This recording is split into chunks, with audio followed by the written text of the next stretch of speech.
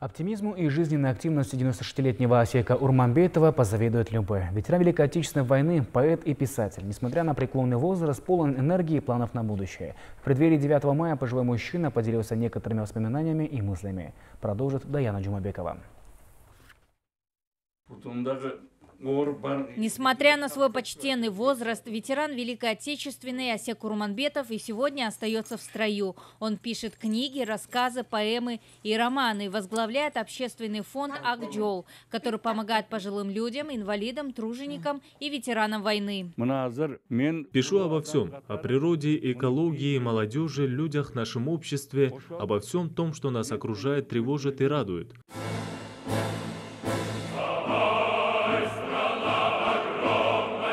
Асек Урманбетов родился в селе Саруджи Туюгузского района Иссык-Кульской области. В марте 1942 года был мобилизован.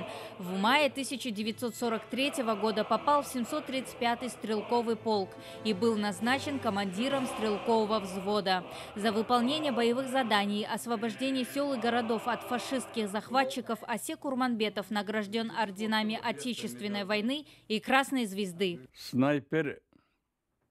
В декабре 1943 года при выполнении боевого задания был ранен в обе ноги.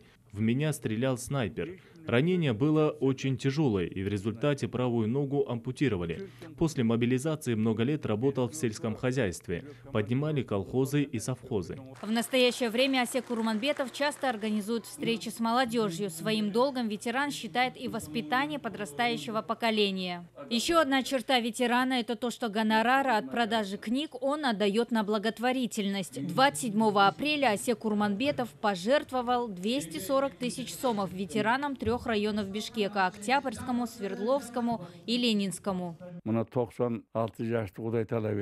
Мне 96 лет, и я полон сил и энергии. Бог дал мне столько лет жизни не зря.